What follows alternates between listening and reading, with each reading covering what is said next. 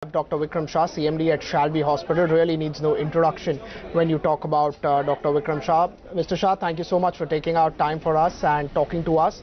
Could you just talk about this strike? What's really happening in, how do you think, this can be resolved, or what really can be the impact, if this really goes on for some time? Well, good afternoon to you. Personally speaking, I am against any kind of strike whatsoever. Having said this, what are the options doctors are left out with? So, there are no options left out. Why doctors have to come on street? They don't belong to streets. But are we living in democracy, or we are living in mobocracy? The mob which has injured doctors and tried to kill the doctor, skull fracture is there, depressed. Is this mob booked with culpable homicide? I don't think that mob is booked with culpable homicide under Indian Penal Code, and I don't think anybody is captured as yet. So somebody needs to act on these things, then only the confidence can be re-established.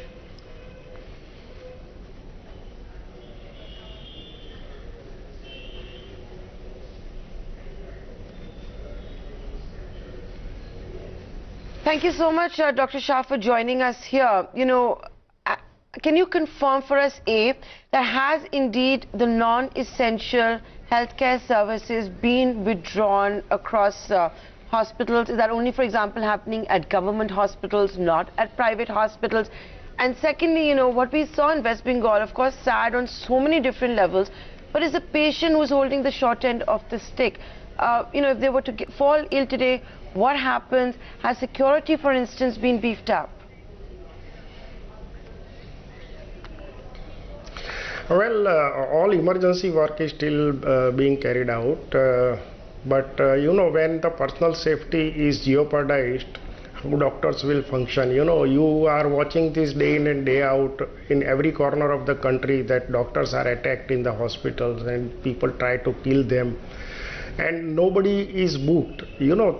If the government of the day would act and they will start booking these people under IPC, then only we will get confidence that, okay, it is safe to work in this country.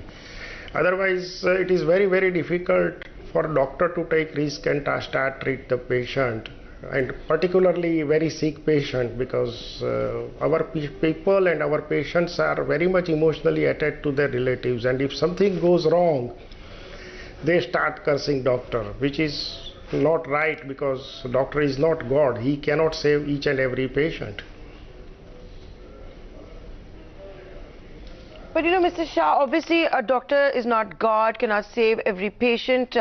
But Dr. Shah, you will also have to concede that maybe this entire rhetoric that we keep hearing about the caliber of doctors, or the fact that there is pressure from corporate hospitals for meeting targets, and therefore the oath that is taken by a doctor is not always met. These are very real issues that we perhaps all don't talk about. These are uncomfortable issues, which is why we've also perhaps seen security being beefed up, overcharged bills. For example, one cannot forget during dengue, that very famous case in a private hospital, what we saw, an escalation for things like gloves, other gear, the kind of bills that had come to that child who died of dengue. Having said that, when you're calling for moving IPC, the police to come in, I would imagine that would be against those that create law and disorder. Who's supposed to provide the security? Well, as far as caliber of the doctor is concerned, who will decide the caliber? They are all passed by our own medical system, and they are working here. Then if you find that the caliber of doctor is not good enough, the same doctors are working in Europe and America, and those countries are saying that Indian doctors are very fine. So who will decide the caliber of Indian doctors? So people in USA and UK and Europe find Indian doctors very good. Why in India our own people don't find them very good? I fail to understand that. And as far as crippling of the healthcare is concerned, healthcare is not crippled. Everybody is working. I am also in the hospital. I am also working. All essential treatments are going on, and we are meant for patient. So there is no question about our ability and our aim towards patients' well-being. Dr. Vikram, just moving on some other issues, we at ET now have completed 10 years today. You've been an important part of this journey, especially in the last 2 years since the time you've got listed. 10 years back, healthcare was small compared to today. Growth has been higher. A lot of hospitals have listed. A lot of hospitals have raised money for fundraising. A lot of nursing homes have done. In the next 10 years, what will be your prediction? You think it will only grow multifold from here on? Well, healthcare sector in India is growing at about 15 to 18%, and it will keep on growing in a similar way because we are in lack of hospital beds everywhere in the country, particularly so in tier 1, 2, 3 cities. Metros are little oversupplied, but tier 1, tier 2 cities, they do need beds, they do need good higher qualified doctors like super specialists. Having said this,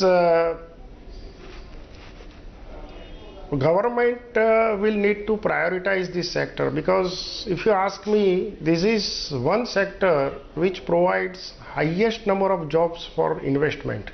And another good part of this industry is this industry provides 60% jobs to female.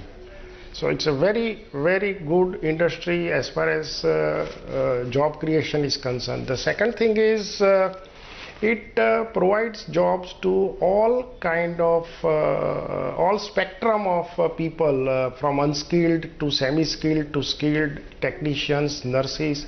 So, one hospital of 200 bed easily gives job to 700, 800 people. And it is much better place to work for females. It is safe also for females to work in hospitals. So, if government prioritize these, huge number of jobs can be created in the country.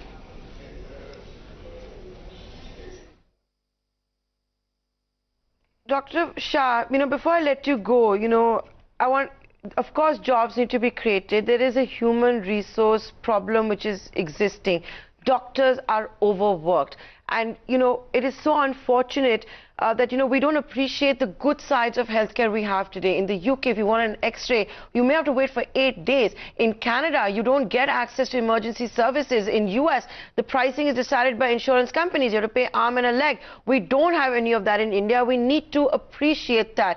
But this vilification of doctors unfortunately starts from top down. The Prime Minister very famously in London talked about an unholy nexus between doctors and pharmaceutical companies. You've just seen what happened in West Bengal. How can this be corrected? Is it just that India needs to produce more doctors, that there are regulations which are standing in the way? What is it? What would be your solution, your one big quick fix for the next 10 years?